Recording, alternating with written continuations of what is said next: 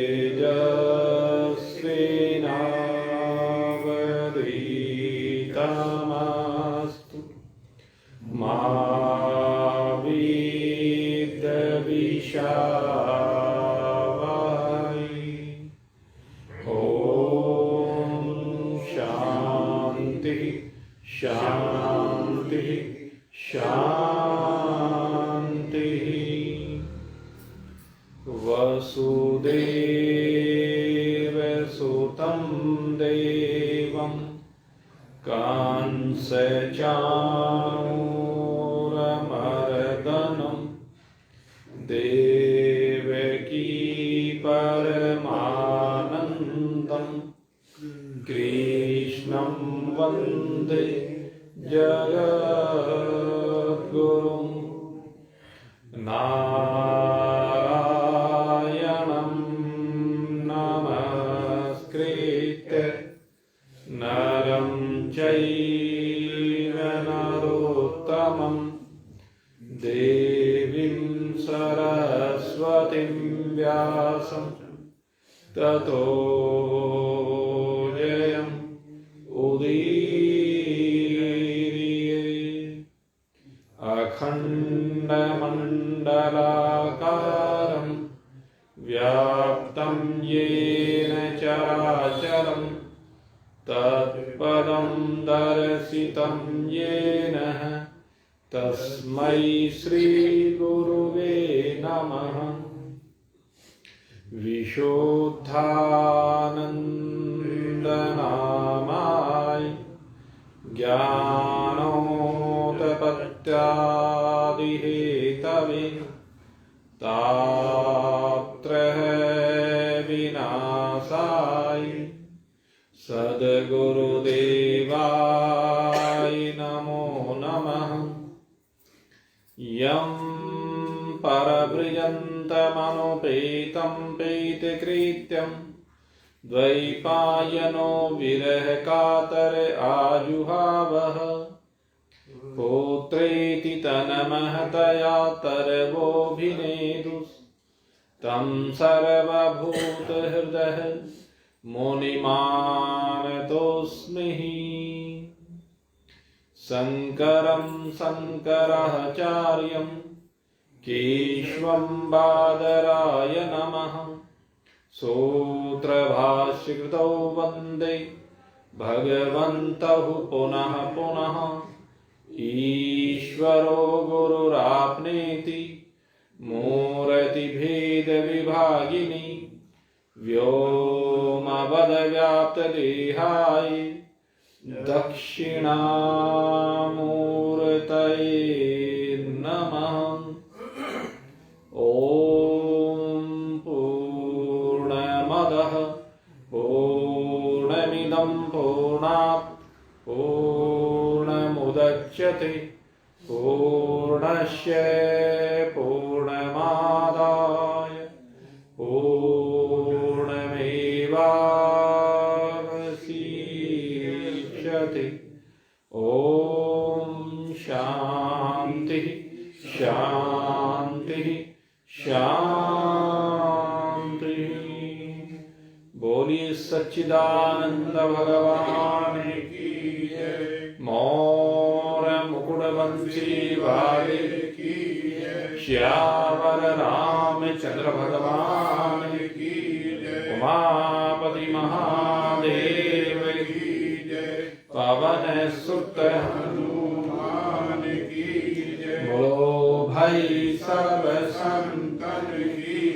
बोलो भाई सब भगतन की जय। जय जय श्री राधे जय जय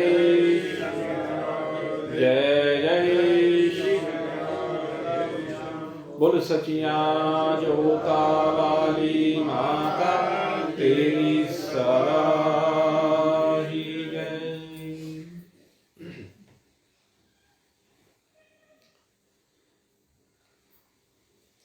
परम सौभाग्यशाली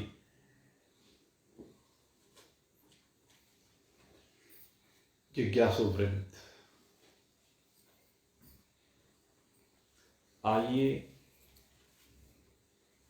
आज इस पवित्रतम श्रीमद् भागवत कथा के माध्यम से अपने जीवन को आलोकित करें और ऐसे इस जीवन को आलोकित किया जाए कि इसके प्रकाश में चराचर जगत प्रकाशित हो उठे, चराचर जगत आपको अपने आप में भासित होने लगे, चराचर जगत आपको खेल सा नजर आने लगे, या कह लीजिए चराचर जगत में आप केवल अपने आप को अवलोकित करें। ये श्रीमद् भागवत भागीरथी कथा जो भगवान वेद व्यास जी ने हमें प्रदान की है, नारद मुनि की प्रेरणा से। सुखदेव जी के मोह से ग्रस्त व्यास जी जब उनके पीछे पीछे दौड़ रहे थे तो उन शोक संतप्त मोहग्रस्त भगवान वेदव्यास जी को उपदेश दिया है नारद मुनि ने, जिसके द्वारा उनका शोक और मोह निवृत्त हो गया। जिस प्रकार से भगवान वेदव्यास जी का शोक और मोह निवृत्त हो गया, उसी प्रकार से हम भी शोक और मोह से संयुक्त हैं। हमारे जीवन में भी मोह के कारण शोक की धारा का प्रवाह होता है। जिस प्रकार से वेदव्यास जी इस मोह की सीमा से बाहर निकले, उसी प्रकार चाहे तो हम भी निकल सकते हैं। भगवान वेदव्यास जी को तो माध्यम बनाया गया, या भगवान वेदव्यास जी स्वयं माध्यम बने, या कह लीजिए भगवान वेदव्यास जी ने लीला करके मोह से किस प्रकार से हम विरहित हो सकते हैं, ये ज्ञान हमें प्रदान कराया। क्योंकि वो तो भगवान के अवतार हैं, इसलिए उनमें न मोह की कल्पना की जा सकती है, न शोक की कल्पना की जा सकती है। लेकिन जब भगवान यहां पर अवतरित होते हैं तो अनेकानेक प्रकार की लीलाएं करते हुए दृष्टिगोचर होते हैं। भगवान श्री राम, अगर यदि हम देखें उनके वनवास के जीवन को, उनके सीता जी के परित्याग के बाद उनके तपस्वी जीवन को, सीता जी की व्यथाओं को, तो लगता है कि ये लीलाएं कैसी अद्भुत लीलाएं, कितनी कष्टकारी लीलाएं, कितनी शोक संयुक्त लीलाएं। और भगवान ने वहां पर अभिनय भी ऐसा ही करके दिखाया। सीता जी के हरण के उपरांत भगवान श्री राम कैसे शोकाकुल दिखाई देते, रुदन कर रहे हैं, सुध बुध खो बैठे हैं, ऐसे बात कर रहे हैं पेड़ों से, पत्तों से, पक्षियों से, पशुओं से, जैसे कोई एक पागल व्यक्ति करता है। अब अगर यदि लौकिक रूप से देखा जाए, अब पशु को इंसान की भाषा थोड़े ना समझते हैं, पक्षी को इंसान की भाषा थोड़े ना समझते हैं, पत्ते इंसान की भाषा जानते हैं क्या? लेकिन भगवान उनसे पूछ रहे हैं, तो ये क्या, ये लीला है। भगवान श्री कृष्ण 16,108 रानियां, सोच के देखिए, 16,108 रानियां हैं। कोई कल्पना कर सकता है? 16,108 रानियां, और उनके साथ इतने स्वरूप धारण करके लीलाएं कर रहे हैं। तो भगवान जब भी अवतरित होते हैं, भिन्न भिन्न प्रकार की लीलाएं हमें देखने को मिलती हैं। वो चाहे ब्रिज की माधुर्य रस से संयुक्त बाल लीलाएं हों, महाभारत जैसे युद्ध के समय पर उस रणभूमि में खड़े होकर के गीता के ज्ञान का उपदेश हो, या 6 दिन के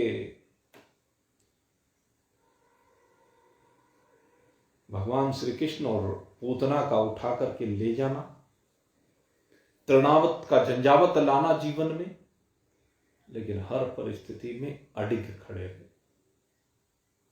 भगवान इन लीलाओं के माध्यम से हमें दिखाते हैं कि परिस्थितियां चाहे कैसी भी आए, क्योंकि सबके जीवन में विभिन्न परिस्थितियां आती हैं, सबके जीवन में प्रतिकूलताओं की लहर अवश्य आती है। अनुकूलता तो आती है, व्यक्ति को चलो अहंकार हो जाता है, क्योंकि अनुकूलताएं व्यक्ति के अंदर अहंकार को परोसने लगती है, मैंपने को परोसने लगती है, बड़प्पन को परोसने लगती है। आदमी होश में नहीं रहता है, लेकिन चलो उनमें तो उससे दूसरे दुखी होते हैं। जब उसका अहंकार दिखाई देता है तो उससे दूसरे दुखी होते हैं, जब उसका मैंपना दिखाई देता है तो वो दूसरों को दुखी करता है। लेकिन जब प्रतिकूल परिस्थितियां आती हैं, और ऐसा हर व्यक्ति के जीवन में है कि प्रतिकूल परिस्थितियां सबके जीवन में, कोई ऐसा व्यक्ति नहीं है जिसके जीवन में प्रतिकूल परिस्थितियां ना आए, सबके जीवन में आती। तो उन प्रतिकूल परिस्थितियों में भगवान बताती हैं कि मैं आपको हर तरह की परिस्थिति विभिन्न अवतारों को ले लेकर के दिखा रहा हूं, और उनका किस प्रकार से सामना करना है वो उपाय भी तुम्हें साथ साथ बता रहा। ये उपाय बताते हैं भगवान इन लीलाओं के माध्यम से, कि ऐसी परिस्थिति के आने पर आपको उसका मुकाबला कैसे करना चाहिए, कैसे धैर्य रखना चाहिए, कैसे संयमित जीवन को जीना चाहिए, वाणी पर नियंत्रण कैसे रखना चाहिए। क्योंकि हमारी जो वाणी है ना, ये सबसे अधिक दुखों की कारण है। जितने भी व्यक्ति को दुख होते हैं ना, उनमें इस वाणी की भूमिका सबसे ज्यादा होती है। ये वाणी हमें सबसे ज्यादा कष्ट दिलवाती है, बहुत दुखी कराती है वाणी। इसलिए इस वाणी पर नियंत्रण बहुत जरूरी है। वाणी पर हर एक व्यक्ति का नियंत्रण नहीं होता है। हमने तो यहां तक देखा, कथा भी होती है, व्यक्ति कथा में भी बैठा हुआ है, तब भी उसकी समझ में नहीं आता कि कथा में चुपचाप बैठना चाहिए। और ये नहीं, बड़े बड़े भक्तों को देखा, कोई भी प्रसंग आए तो कथावाचक कथा सुना रहे हैं और वो बातें कर रहे हैं। बहुत लोगों को देखा मैंने। ये भी एक तप है। हर जगह के अनुशासन होते हैं, नियम होते हैं, कानून होते हैं, वो सभी को पालन करने होते हैं। और वो जो नियम कानून बनाए हैं वो भगवान ने हमारे सामने आदर्श रखे हैं। भगवान जहां एक और वक्ता है, अनेक कथाओं का उद्गम भगवान से हुआ है, सभी का उद्गम वैसे भगवान से ही हुआ है। लेकिन आप देखिए, भगवान जहां कथा सुनाने वाले वहीं सुनने वाले भी हैं। सुनने का उदाहरण आप रामचरितमानस में देखिए। एक बार त्रेता युग माही, शंभु गए कुंभज ऋषि पाही, संग सती जग जननी भवानी, पूजे ऋषि अखिलेश्वर जानी। राम कथा मुनि बर्ज बखानी, राम कथा मुनि बर्ज बखानी। सुनि महेश परम सुख मानी। नियम बता दे, सुनी, आप कथा में बैठे हैं तो सुनिए कथा को। आप कथा में बैठकर अगर कथा ही नहीं सुन रहे हैं तो सुख कैसे मिलेगा? कथा किस लिए की जाती है और कथा किस लिए सुनी जाती है? कथा करने वाला भी और कथा सुनने वाला भी दोनों सुख की अभिलाषा लेकर के कथा का श्रवण और प्रवचन करते हैं। और अगर कथा सुनने वाला सुनेगा ही नहीं तो उसको सुख कैसे मिलेगा? उसको आनंद कैसे मिलेगा? आनंद उसको तभी मिलेगा जब वो सुनेगा। भगवान शंकर प्रमाण दे रहे हैं, सुने महेश परम सुख माने। आप परम सुख चाहते हैं, परम सुख माने ऐसा सुख जो आने के बाद फिर जीवन से कभी हमारे जाए नहीं, ऐसा सुख जिसके आने के बाद जीवन में दुख का प्रवेश ना हो सके। इतना धन आए कि फिर जीवन में कर्जा रह ना सके, किसी वस्तु का अभाव रह ना सके। यही तो चाहत होती है एक धनवान व्यक्ति की। तो ये राम रतन धन की बात भी यही है। इतना राम रतन धन आए, फिर उस राम रतन धन के सामने कोई भी प्रतिकूलता, कोई भी दुख, कोई भी कष्ट, कोई भी पीड़ा टिक ही ना सके, वो उसमें प्रवेश कर ही ना सके। बात यही तो है। तो भगवान शंकर प्रमाण दे रहे हैं। तो ये जो कथाएं हैं, जो भगवान के अवतार हैं, ये इसलिए हैं, ये ना समझे कि वेद व्यास जी में कहीं अपूर्णता है। अपूर्णता नहीं है, वो तो केवल हम लोगों को समझाएं कैसे। तो भगवान जो है प्रैक्टिकल करके दिखाते हैं, समझाने के लिए प्रैक्टिकल करके दिखा रहे हैं। और उस प्रैक्टिकल में नारद जी अब उपदेश देने के लिए आए। और नारद जी ने उपदेश देने में अपने पूर्व जन्म का, इनका जो पूर्व जन्म है उसकी कथा सुनाई कि कैसे पूर्व जन्म में वह एक ब्राह्मण के यहां पर उसकी माता दासी का काम किया करती थी, नारद जी की माता जी। और वो जो दासी का काम किया करती थी, एक बार चतुर्मास के लिए कुछ संत आए, मुनि आए, उस ब्राह्मणी के यहां पर रहे। तो वो उसकी माता उनकी सेवा करती, तो ये बालक भी उनकी सेवा करता। नारद जी उनकी सेवा करने लगे और सेवा करते करते जैसे पूजा पाठ वो करें वैसा ही वो भी करने लगे, देखा देखी। और करते करते खैर भाई वो संत धीरे धीरे बड़े प्रभावित हुए, बड़े आशीर्वाद दिए नारद मुनि को। और उसके बाद संतों को तो भाई चला जाना था। चतुर्मास करने के बाद फिर वो शरद ऋतु में भी रहे, वो चले गए। उसके बाद कहते हैं कि नारद जी की जो माता जी थी, अब वो भी एक दिन सर्प के काटने से चली गई। नारद जी की उम्र केवल 5 साल, और नारद जी उस 5 साल की छोटी उम्र में भगवत प्रेम से संयुक्त होकर के ऐसे भगवान के प्रेम में डूबे कि वो उस ब्राह्मणी के घर को छोड़ करके चल देते, अकेले ही चलती। चलते चलते अनेक वनों में विचरण करते करते, अनेक पहाड़ों को पार करते करते, अनेक जंगलों को पार करते करते, बस पता नहीं उन्होंने बहुत सा संसार देखा। और देखते देखते आगे वो बढ़ते चले गए, बढ़ते चले गए, और बढ़ते बढ़ते बढ़ते बड़े भयंकर एक जंगल में उन्होंने प्रवेश किया। और वहां पर कहते हैं कि भूख प्यास व्यापने लगी, इंद्रियां शिथिल हो गई।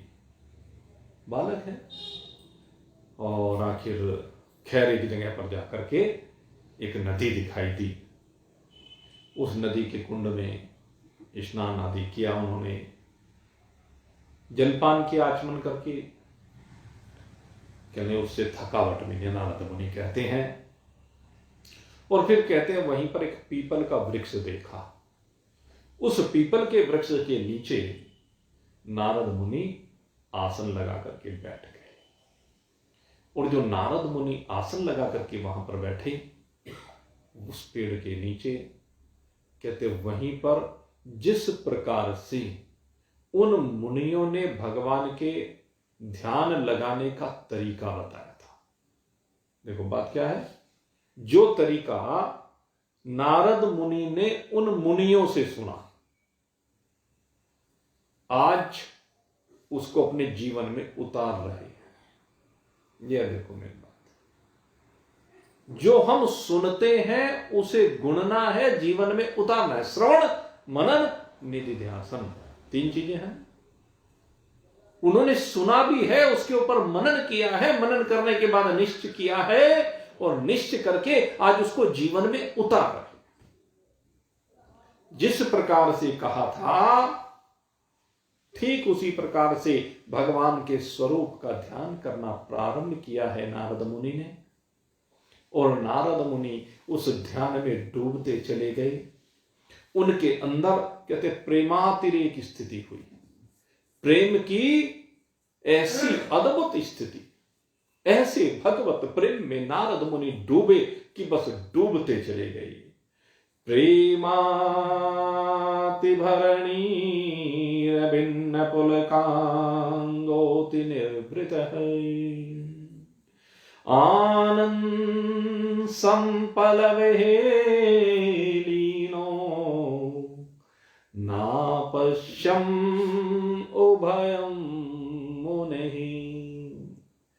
कहते हैं परमात्मा प्रेम की ऐसी अद्भुत स्थिति हुई कि उनका रोम रोम पुलकित हो उठा, उनका रोम रोम रोमांचित हो उठा, आंखों से अश्रुओं की धारा बहने लगी, हृदय तड़पने लगा कि बस अब भगवत प्राप्ति करनी है। भगवत प्राप्ति की तीव्र उत्कंठा नारद जी के हृदय में जागृत हुई। और भगवान के उस स्वरूप को जिसके बारे में उन मुनियों से श्रवण किया था, उसका चिंतन करना प्रारंभ किया। कैसे भगवान चतुर्भुजी स्वरूप को धारण किए होते हैं, कैसे उनके हाथ में शंख चक्र गदा और पद्म होते हैं। वो अनंत कोटि ब्रह्मांडों के नायक अद्भुत स्वरूप है, जिनके रोम रोम से अद्भुत प्रकाश की छटा का प्रवाह हो रहा है, जिनकी बड़ी बड़ी विशाल आंखें हैं, जिनके मस्तक पर दिव्य तिलक विराजमान है, जिनके कंठ में कौस्तुभ मणि सुशोभित हो रही है, वैजंती माला की सुगंधी सर्वत्र व्याप्त हो रही है। ऐसा अद्भुत स्वरूप है। इतने सुंदर वस्त्राभूषण भगवान ने पहने हुए हैं, श्यामल स्वरूप है। लक्ष्मी जी जिनके चरण कमलों की सेवा अपने कर कमलों से कर रही हैं, उनके शीश पर शेष नाग जी छाता लगा करके विराजमान हैं, और भगवान उन शेष नाग की सैया पर आंखें बंद करके मधुर मधुर मुस्कान के साथ लेटे हुए हैं। संत मुनि सिद्ध गंधर्व देव नाग किन्नर सब भगवान की स्तुति कर रहे हैं। ब्रह्मदेव वेद मंत्रों से भगवान की स्तुति कर रहे हैं। कैसा अद्भुत दृश्य कल्पित किया है, वो दृश्य अब साकार होने लगा। और नारद मुनि कहते हैं, मैं भगवत प्रेम में ऐसा डूबा कि बस डूबता ही चला गया। भगवत प्रेम में डूबते डूबते डूबते आनंदातिरेक स्थिति में पहुंच गए जब नारद जी, तो कहते हैं उसी समय उनको भगवान का वो दिव्य दर्शन हुआ। वो अलौकिक दर्शन जो ऋषि मुनियों को भी दुर्लभ है, जो तपस्वियों को दुर्लभ है, जो कठिन से कठिन तप करने वाली संतों को भी दुर्लभ है। ऐसा अद्भुत दर्शन आज नारद मुनि को हुआ है और नारद मुनि हर्षित उठे हैं। नारद मुनि के आनंद का कौन बखान कर सकता है। नारद मुनि उस दिव्य आनंद में विराजमान है। उनका हृदय शांत हो गया है और पुलकित भी हो गया है। ऐसा दिव्य प्रेम भाव का उद्वेग है कि बस अब तो उसमें डूबते गए भगवान सन्मुख हैं। और ये छोटा सा बालक उस हृदय में प्रकट हुए भगवान के दिव्य स्वरूप की कृपा से विभूषित होकर अद्भुत आनंद को ग्रहण कर रहा है। भगवान का ये स्वरूप नारद मुनि कहते हैं निर्वचनीय है। कहते हैं इसका मैं कैसे वर्णन करूं। कहते हैं इसका वर्णन करने में मैं असमर्थ हूं। लेकिन एक बात है कि ये जो भगवान का स्वरूप है, ये समस्त शोक से बाहर ले आया। ये मन को बिल्कुल एकाग्र करने के बाद मन इसके साथ एक रूपता को प्राप्त होता चला गया। कहते हैं उसे देख करके मैं बस क्या बताऊं, ऐसा अद्भुत भाव बना है कि बस वो वर्णन नहीं कर सकता। लेकिन कहते हैं मैं फिर जो आसन पर बैठा हुआ था, वो स्वरूप मेरी आंखों से ओझल हो गया। और जब आंखों से ओझल हुआ तो कहने लगे, मैंने फिर बार बार बहुत प्रयास किया, बार बार उसी रीति से फिर से ध्यान करना चाहा, लेकिन ये मन तो ऐसा है भाई कि हमेशा उस स्थिति में नहीं पहुंच सकता। नारद जी कहते हैं कि फिर मैंने बहुत चेष्टा की, बार बार चेष्टा की, लेकिन फिर वो स्वरूप मेरे सन्मुख नहीं आया। तो मैं बड़ा परेशान हो गया, बड़ा अतृप्त सा अपने आप को अनुभव करने लगा, बहुत कष्ट अनुभव करने लगा। और जब बार बार मैं चेष्टा कर रहा था, मुझे अतृप्त देखा, तो कहते हैं उस समय फिर भगवान ने मुझसे कहा कि हे नारद, तुम अब खेद मत करो। अब इस जन्म में तुम्हें मेरा ये दर्शन सुलभ नहीं होगा। क्यों? कहते हैं मेरा जो दर्शन होता है ये बड़ा दुर्लभ है।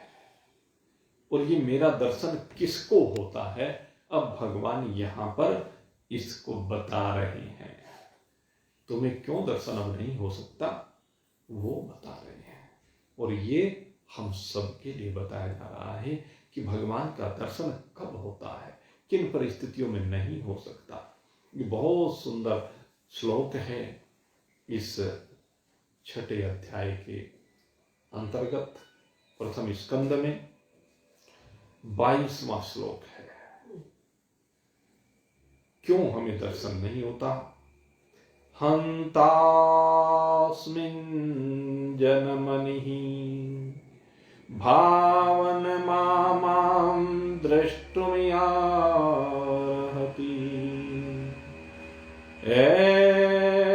विपाकसायानां दुर्दशोऽहं कुयोगिनाम्।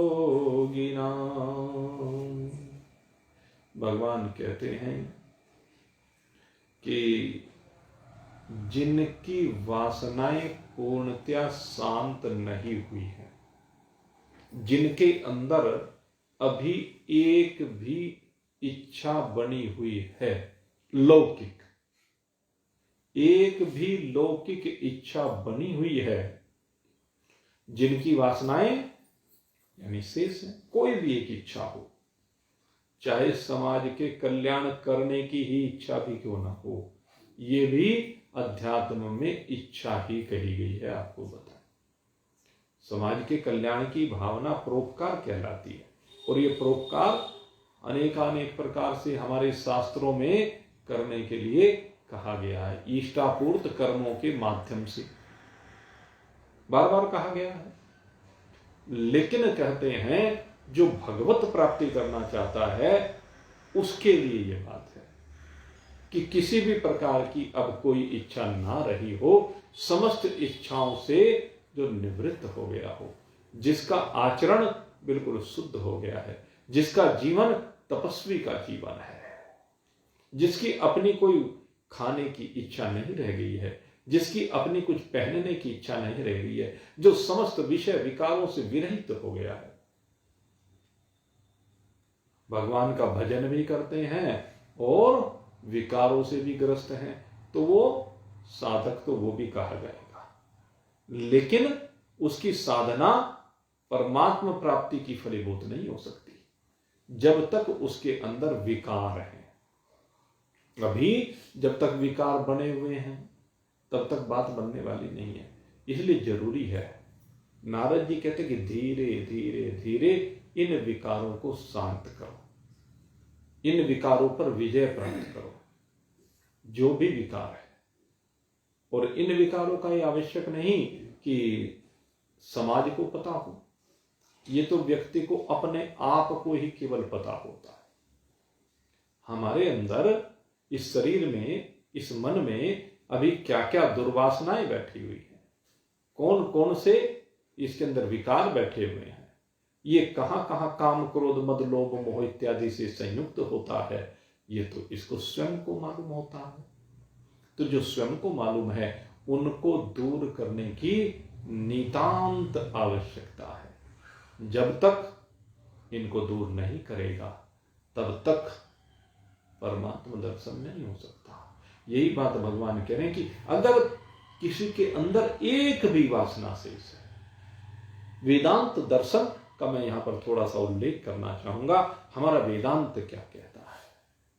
वेदांत, वेद में एक बहुत सुंदर मंत्र है, यदा सर्वे प्रमुच्यन्ते कामा यस्य हृदि श्रितः, यदा सर्वे प्रमुच्यन्ते कामा यस्य हृदि श्रितः तदा मृत्यु अमृतम भवति अत्र ब्रह्म समश्नुतिः। कहते हैं अगर यदि हृदय में कोई कामना शेष न रहे, समस्त कामनाएं जिस समय समाप्त हो जाती, यदा सर्वे प्रमुच्यन्ते कामा यस्य हृदि श्रितः, हृदय में बैठी हुई जितनी भी कामनाएं हैं, जिस समय ये सारी कामनाएं शांत हो जाती है, सारी कामनाएं समाप्त हो जाती, तदा मृत्यु अमृतम भवति, तब ये मरण धर्मा जीव इस जीने और मरने के चक्र से बाहर निकल जाता है, और अमृतम भवति, ये अमरता को प्राप्त हो जाता है, जन्म मरण के चक्र से बाहर निकल जाता है। न जायते म्रियते वा कदाचिन्नाये भूत्वा भविता वा न भूय अजो नित्यो शाश्वतो अयम न हन्यते हन्यमाने शरीरे। फिर ये न जन्मता है न मरता है, कभी भी भूत भविष्य वर्तमान में इन सीमाओं से बाहर निकल जाता है, क्योंकि इसे बोध हो जाता है कि मेरा जो आत्मा है न किसी को मारता है न किसी से मरता है, ये जन्मने और मरने की प्रक्रिया से विरहित है। इस बात का बोध हो जाता है। तो कहते हैं तदा मृत्यु अमृतम भवति अत्र ब्रह्म समश्नुते। और ये नहीं कि कहीं किसी लोक विशेष में जाकर के अमर होता हो। तो भाई लोकों की बात मैं आपको बता दूं, जो 14 के 14 भुवन हैं, इनमें से किसी में भी जाकर के अमरता को प्राप्त नहीं होगा।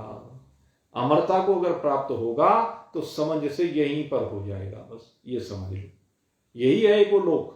नहीं तो आम ब्रह्म भुवन लोका पुनरावर्तिनो अर्जुन है माम उपेत्य तो कौनते पुनर्जन्म न विद्यते। भगवान कहते हैं कि ब्रह्मा जी तक के भी जितने लोग हैं वो सब के सब पुनरावृत्ति वाले लोग हैं, जिनमें जाकर के फिर लौटना पड़ता है। और लौटने का कारण है अतृप्त वासनाएं, अंदर बैठी हुई कोई कामना। जब तक कोई भी चाह बनी हुई है तब तक जन्म है, और इसी का नाम अविद्या है। अविद्या जो होती है, वैसे तो अविद्या की परिभाषा करते हुए कहा जाता है कि सत में असत बुद्धि और असत में सत बुद्धि, यानी सत को तो असत समझना और असत को सत समझना।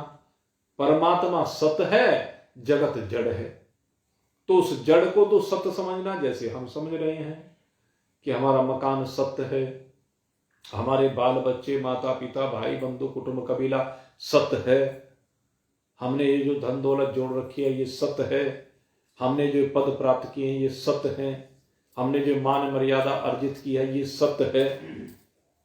लेकिन इनमें से कुछ भी रहने वाला नहीं है।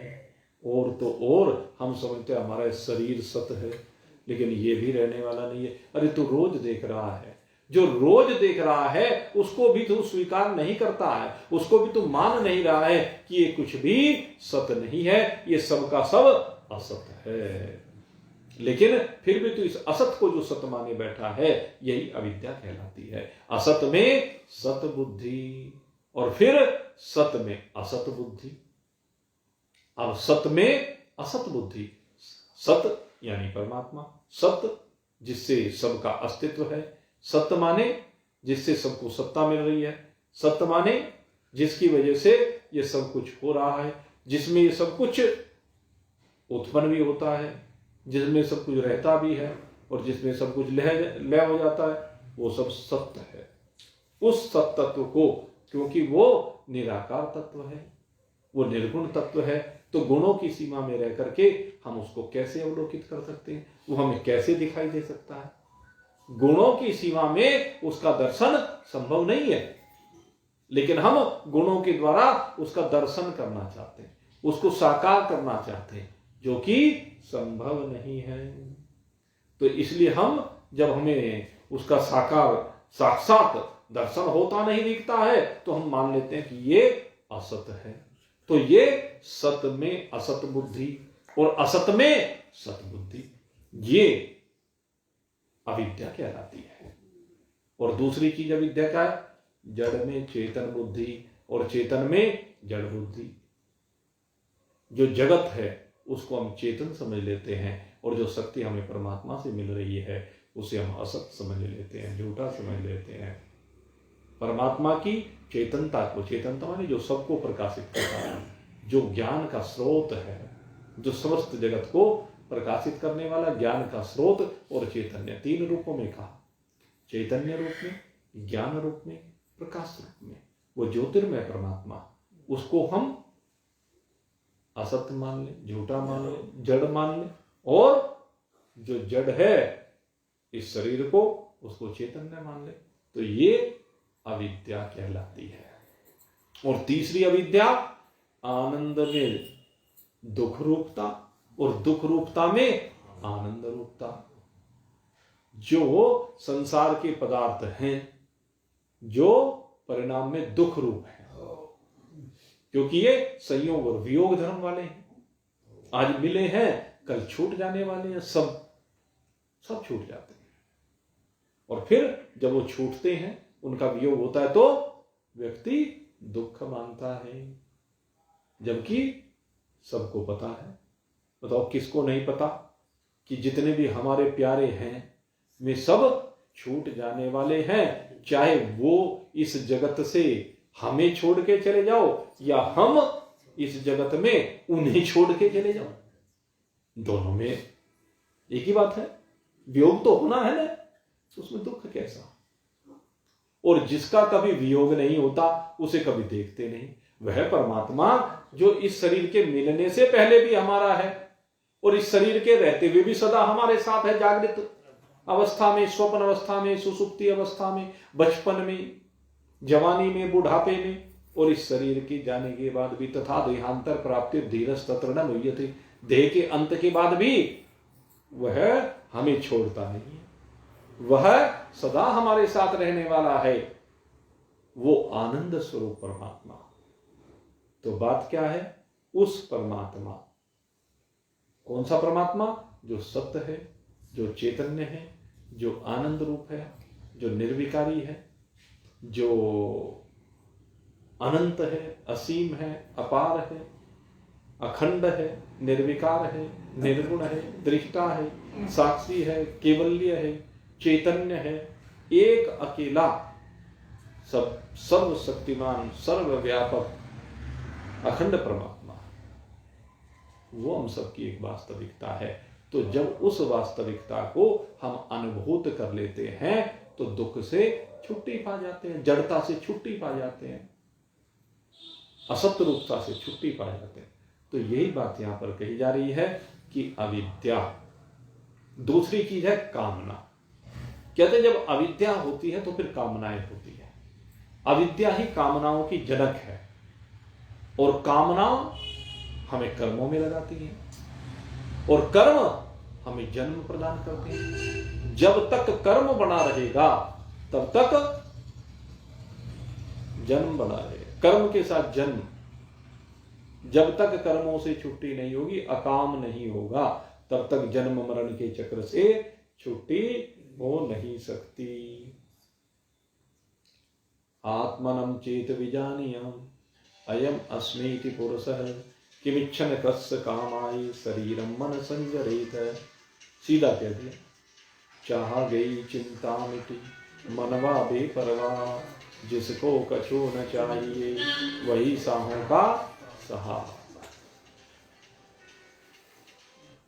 सीधी सी बात है, चाह गई चिंता मिटी। जब तक चाह है, कामना है, वासना है, तृष्णा है, स्पृहा है, ये कामना के रूप है।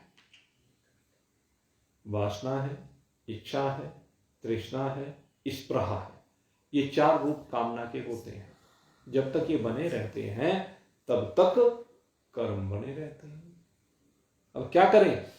कहते हैं सबसे जरूरी है इस अविद्या को जीतना।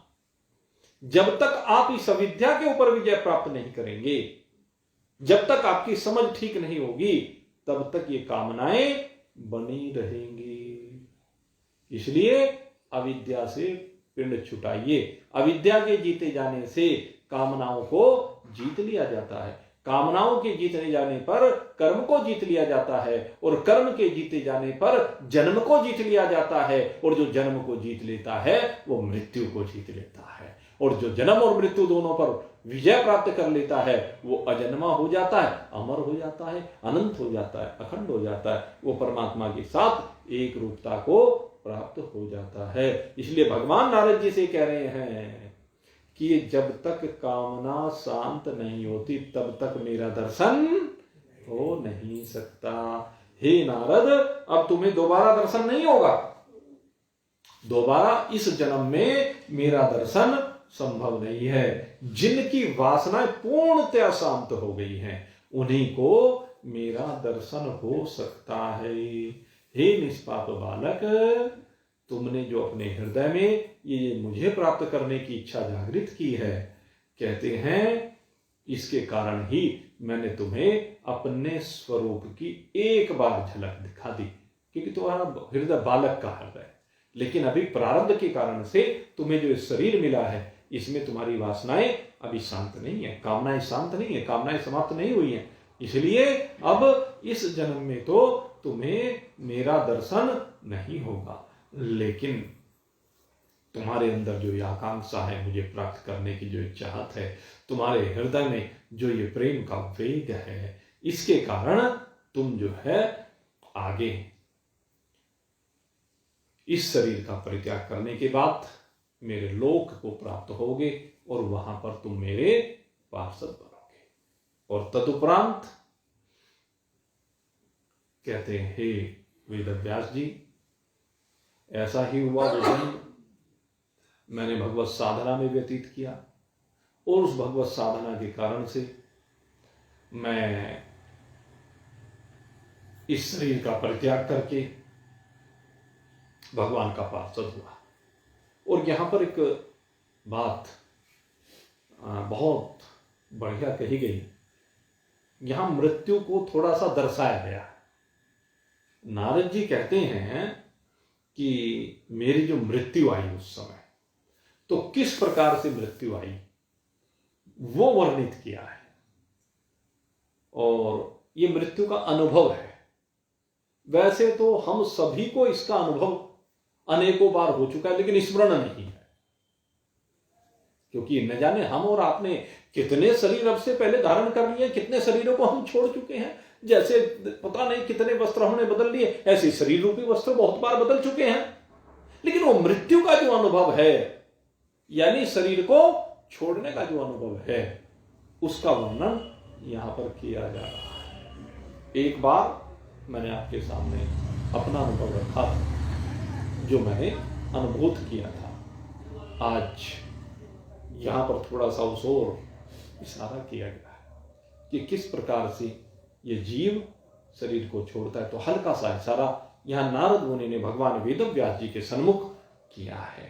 कहते हैं, एवं कृष्ण मतेर ब्रह्म सन असक्त श्यामलात्मनः कालः प्रादुर्भूत काले तड़ित सोदामनी यथा।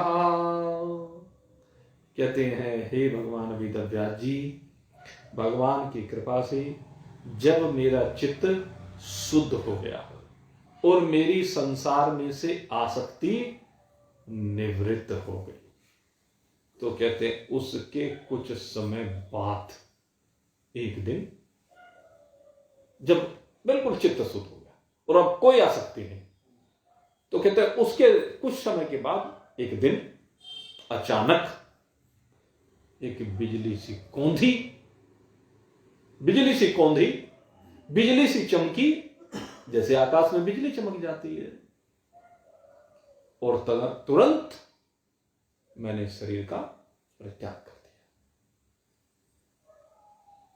ऐसा ही होता है। आपको एक बार अनुभव बताया।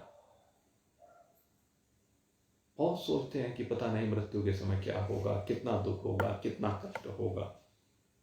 हर व्यक्ति सोचता रहता है और इस बात को सोच सोच करके दुखी रहता है। तो आज मैं आपको बताना चाहता हूं, जिस क्षण को हम मृत्यु कहते हैं, वो अवधि एक बहुत छोटी सी अवधि है, अति सूक्ष्म अवधि है। अवधि कितनी है? एक श्वास जितनी अवधि, बस अवधि इतनी सी है। और इस अवधि में होता क्या? नारद मुनि ने कहा बिजली सी कौंधी, बस यही समझ लीजिए। आपने कभी लाइट को आते और जाते हुए अनुभव किया है? जिस समय आपकी लाइट चली जाती है, कितना समय लगता है सारे घर की बत्ती को लाने में? और उसमें क्या होता है कि सारी विद्युत की शक्ति एक साथ संकुचित होती है, और संकुचित होकर के पूरे घर की लाइट संकुचित हुई और छूटी। और जिस समय आती है उस समय भी यही होता है। लाइट आई और एकदम प्रसारित हो गई। टॉर्च से बैटरी से लाइट फेंकी, विस्तार को प्राप्त हो गया, और जैसे बंद किया बटन, एकदम क्या हुआ? सोच के देखें। सोचने का विषय है। मैं बोल रहा हूं, आप तक आवाज जा रही है, आपके कानों में आवाज जा रही है, और अचानक लाइट गुल हो जाए और आपके सामने जो माइक रखा हुआ है, इन स्पीकर से आप आवाज सुन रहे हैं और वो आवाज एकदम बंद हो जाए। पता चला क्या आपको? चला पता? लाइट ऐसे ही जाती है और ऐसे ही आती है। ठीक ऐसे ही आपकी इंद्रियों की समस्त चेतनाएं, सारी इंद्रियों में जो चेतना है, जो चेतना का इस समय प्रसार हो रहा है, जैसे विद्युत के आने पर लाइट का प्रसार होता है, ऐसे ही जब तक ये जीव इस शरीर के अंदर बैठा हुआ है तो इसके अंदर, इसकी इंद्रियों में चेतना का प्रसार हो रहा है। और जरा सा ध्यान लगा करके देखिए, जैसे ये चेतना का जो प्रसार है ये संकुचित हो, और संकुचित होकर के सारी चेतना आकर के हृदय में सिमट जाती है, और हृदय में सिमट करके अचानक एक श्वास के साथ सारी चेतना इस शरीर से बाहर चली जाती है। यही है। अब इतनी सी देर में क्या कष्ट होगा? शरीर के छोड़ने में कोई कष्ट नहीं होता है। ये आप बिल्कुल प्रमाणित बात को माने, इसलिए भय मत कीजिए। हाँ, इस शरीर के अंदर से जीव के जाने से पहले कर्मानुसार है व्यवस्था। बहुत से लोग सैया पर पड़े पड़े रोग से ग्रस्त होकर के तड़पते हुए, असीम पीड़ा को झेलते हुए कितना समय व्यतीत हो जाता है, लेकिन मेरे मित्रों वो मृत्यु नहीं है, वो कर्मों का फल है। हमारे दूषित कर्मों का फल है, हमारे पाप कर्मों का फल है। मृत्यु का कष्ट नहीं है वह। मृत्यु तो एक दिन आनी ही है, कोई ऐसा कारण नहीं कि मृत्यु ना आए। शरीर सबके निवृत्त होने, सबके छूट जाने, ये तो वस्त्र हैं, ये वस्त्र सबके छूट जाएंगे। लेकिन वो जो पहले का काल है, वह चाहे 1 दिन का काल हो, 10 दिन का काल हो, महीने का काल हो, 2 महीने का काल हो, साल का काल हो, या 2-4 साल का, उसकी अवधि कितनी भी हो सकती है, वो अवधि चाहे जितनी भी हो। लेकिन मेन बात क्या है? वो जो अवधि है वो हमारे कर्मों का फल है, हमारे कर्म का परिणाम है, हमारे पाप कर्मों का परिणाम है। अगर यदि वो रोग से ग्रस्त होकर के शरीर निवृत्त हो रहा है, और वो जरूरी नहीं इसी जन्म के कर्म हो, वो जन्म जन्मांतर में किए हुए कोई भी कर्म है, लेकिन इस शरीर के लिए वो प्रारब्ध पहले से बनकर आया है, उसको कोई टाल नहीं सकता। वह संत मुनि के साथ भी हो सकता है, धर्मात्मा के साथ भी हो सकता है, सिद्ध के साथ भी हो सकता है, योगी के साथ भी हो सकता है, जो रोज खूब योग करते हैं, शारीरिक योग, उनके साथ भी हो सकता है। ऐसा ही किसी गृहस्थी के साथ भी हो सकता है, वानप्रस्थी के साथ भी हो सकता है, सन्यासी के साथ भी, ब्रह्मचारी के साथ भी, ब्राह्मण क्षत्रिय वैश्य शूद्र सबके साथ हो सकता है। और सबके साथ ऐसा भी हो सकता है कि पता ही ना चले, केवल बस वो जो मृत्यु का समय है केवल वही आए, और उसमें कोई भी कष्ट किसी को हो नहीं सकता। उस स्थिति का प्रत्यक्ष दर्शन मैंने आपको कराया है। वो स्थिति जब समस्त चेतना आपकी संकुचित होकर के हृदय मात्र में आकर के विराजमान उसी प्रकार से होती है, जैसे टॉर्च का बटन बंद करने पर उसकी लाइट एक जगह पर आकर के बैटरी में केंद्रित हो जाती है, और वहां से वो लाइट निकल करके, वो प्रकाश निकल करके वो जीव निकलता है।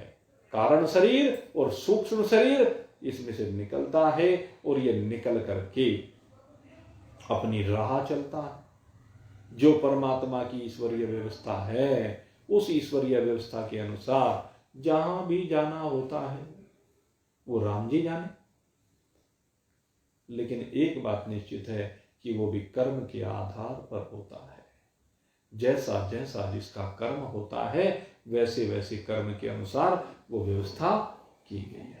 तो इसलिए ये मृत्यु के समय का दर्शन नारद मुनि ने कराया कि मैं एकाएक बिजली सी कौंधी और इस शरीर का परित्याग किया, और इस शरीर का परित्याग करने के बाद कहते हैं मुझे सीधे सीधे मेरे सारे प्रारब्ध कर्म समाप्त हो गए, पंच भौतिक शरीर मेरा यहीं पर नष्ट हो गया।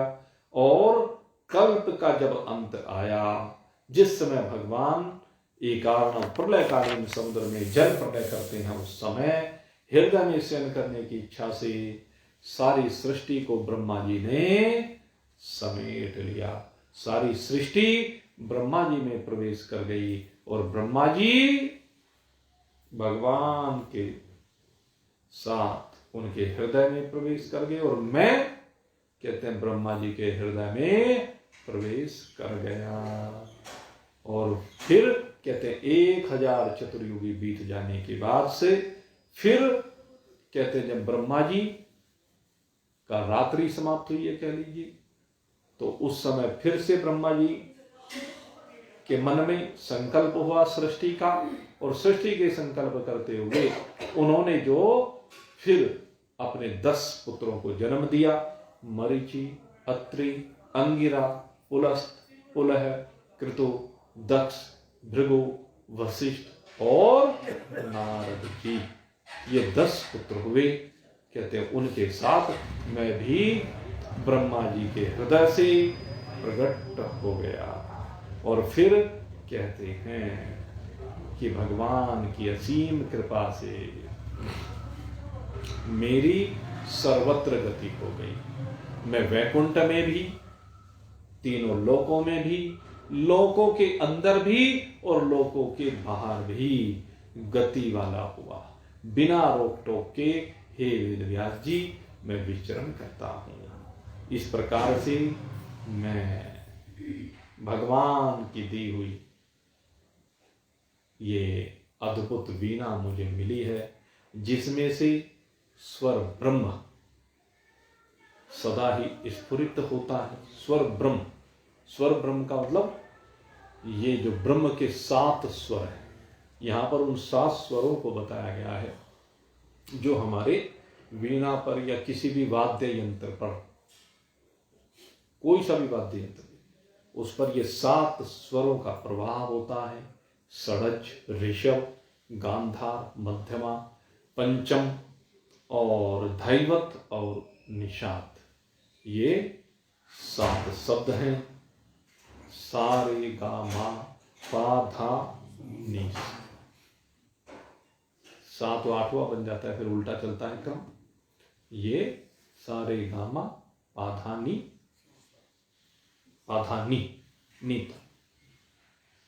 सा से षडज, रेश ऋषभ, गा से गांधार, मा से मध्यम, पा से पंचम, और क्या नाम, सारे गा मा पा धा से धैवत, नी निषाद।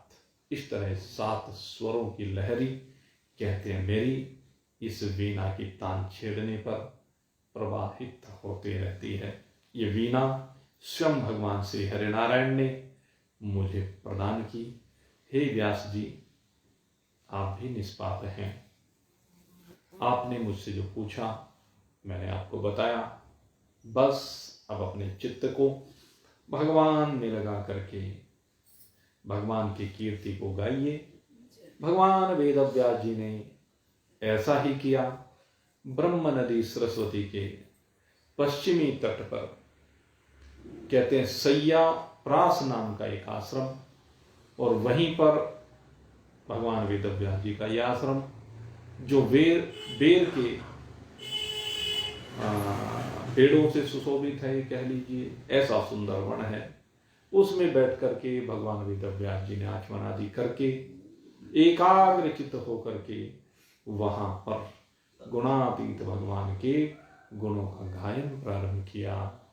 और वो जो गुणों का प्रारंभ किया गया, वहाँ पर कहते हैं कि श्री गणेश जी का आह्वान किया और भगवान वेदव्यास जी ने वो जो दिव्य गायन निरंतर किया, उस गायन को लिपिबद्ध किया श्री गणपति महाराज ने, और फिर वही भागवत का स्वरूप धारण करके हमारे सामने भगवान वेदव्यास जी ने रखा। उसकी पुनरावृत्ति करके उन्होंने फिर उसे कहते हैं सुखदेव जी को अधिकारी जान करके उनको पढ़ाया। और उनके साथ साथ सूत जी कहते हैं कि मैंने भी सुखदेव जी के साथ ही इस भागवत जो परमहंसों की संहिता है इसका अध्ययन किया। इस प्रकार से श्रीमद् भागवत का ये उद्भव हुआ, अवतरण हुआ भगवान वेदव्यास जी से। यहाँ तक की कथा आज आपके सम्मुख आपको स्वीकार करनी चाहिए और इसको भाई हृदयंगम करना चाहिए और इसको जीवन में उतारना चाहिए। अब यहीं पर आज की इस कथा को विश्राम देंगे। कल से आगे ये भागवत में विधिवत रूप से अब व्यास जी यहाँ पर कथा का शुभारंभ करेंगे। कल से कथा हो जाएगी। अब तक ये भूमिका है इसमें भी, वैसे तो कई दिन हो गए भागवत को शुरू हुए, लेकिन अब तक भूमिका चल रही है सब। वास्तव में सही पूछो तो कथा तो जिस दिन सुखदेव जी परीक्षित को सुनाना शुरू करेंगे, अब ये भी अब भूमिका है, ये कथा की भूमिका है। अब आगे जो आएगी अश्वत्थामा का प्रश्न आएगा, तो यहाँ से कथा का शुभारंभ होगा। क्योंकि यह है ना कि पहले विषय वस्तु के ऊपर प्रकाश डालना होता है, तो विषय वस्तु चल रही है, आखिर में कथा को तो वहीं पहुंचाना है सुखदेव जी और परीक्षित जी के, वहीं पर फिर भगवत प्राप्ति का मार्ग प्रशस्त होगा। लेकिन ये सब जो भी कुछ है, ये सारे का सारा, चाहे भूमिका हो चाहे आगे कथा हो, वो सब का सब अमृत है भाई। इसमें अमृत के अलावा कुछ है ही नहीं। हमारे गुरु जी कहा करते थे, कहने बहुत से लोग कहते हैं भाई सार सार को गालियो थोता दियो उड़ाए। कहने लगे भाई इसमें थोता कुछ भी नहीं है, ये तो रसगुल्ला है। रसगुल्ले में छोड़ने के लिए कुछ नहीं होता। रसगुल्ला तो पूरे का पूरा ग्रहण किया जाता है, ना गुठली ना छिलका। इसमें गुठली और छिलका नहीं होता। तो भागवत तो ऐसी कथा है भाई। अब रही बात छोड़ने की या ग्रहण करने की, अब जितनी अपनी पात्रता है उस पात्रता के अनुसार जितनी आप ग्रहण कर सको सो आपका अपना काम है। लेकिन जितना भी ग्रहण कर लोगे वही आपके कल्याण के लिए बस रामबाण औषधि होगी। तो ये रामबाण औषधि आप ग्रहण करें और आनंद मनाएं। इन्हीं शुभभावों के साथ आज का सत्संग अब यहीं पर परिवर्तन को प्राप्त हो रहा है। बोलिए सच्चिदानंद भगवान मौर्य मुकुट बंसी श्यावर रामचंद्र भगवान उमापति महादेव पवन सुत हनुमान। बोलो भाई सब संतन की, बोलो भाई सब भगतन की। जय जय जय जय जय जय। बोल सचिया जोता वाली माता